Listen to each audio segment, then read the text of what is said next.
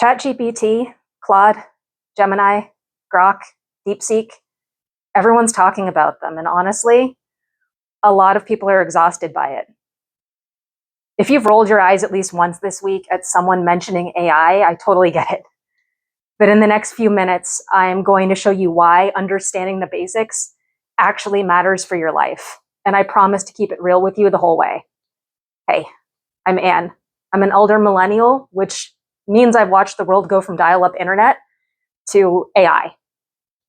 And I find the speed of that change equal parts fascinating and genuinely a little concerning at times.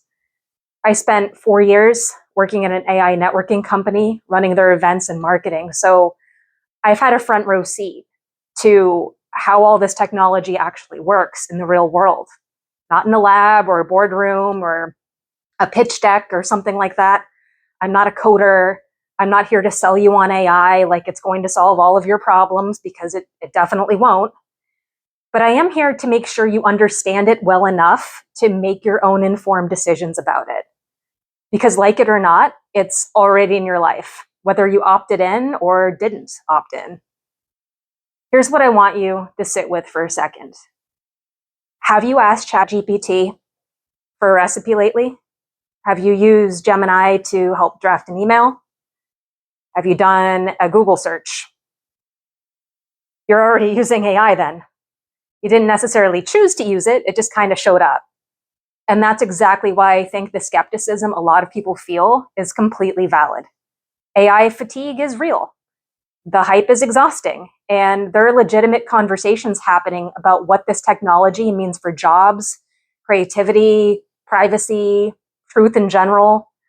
I'm not going to gloss over any of that. What I am going to do is give you enough understanding to cut through the noise, because the people who tune it all out are the ones who end up blindsided. Think about the internet in the 1990s. The people who dismissed it and thought it was just a fad, yeah, they probably didn't fare so well. I'd rather you'd be informed and skeptical than uninformed and vulnerable. So let's talk about the main models you're going to keep hearing about, because understanding what each one actually does gives you some real power to decide what's worth your time and what isn't. Think of them each as a specialist, not a competitor or anything like that. They each have their own functions. And like any specialist, they each have strengths, weaknesses, and details worth knowing. ChatGPT is like your Swiss Army knife. Do you need help writing a cover letter, brainstorming a gift to give a friend, planning a trip, or thinking something through out loud? ChatGPT handles it. It's the most widely used form for a reason. That said, it's not always right. It can confidently give you wrong information, and it's worth double checking anything important it tells you. That goes for all of these tools, by the way. None of them are infallible. They do make mistakes. They're only as good as the information that they've received or had input into them. Claude is your thoughtful, deep thinker. Where Claude really shines is long, complex conversations and nuanced writing. If you've got a lengthy document you need help understanding, or you're working through a complicated topic and you need something that actually stays with you through the whole conversation, Claude's probably your best bet. I use it myself, and I find it notably more careful and measured in how it responds than a lot of the other models.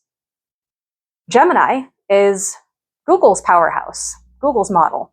It lives inside of the entire ecosystem. Gmail, Docs, search engine, it's in there. And it's really strong at pulling real-time information from the web. If you live in Google's world, Gemini is already working quietly in the background. Most people are familiar with Google, so you've already used it. Grok is your edgy insider with real-time access to social media, conversations, breaking news. It can be useful for watching trends, seeing what's hot right now. No free tier currently exists, and it comes with its own set of opinions about the world kind of baked into it. So that's just something to be aware of if you go into that space. DeepSeek is the budget-friendly option, particularly strong in coding and processing large amounts of data. It has impressive and mostly free features. However, and I want to be straight with you here, there are ongoing conversations about its data privacy practices, given that it is a Chinese developed tool. I'd encourage you to do your own research before putting sensitive information into it.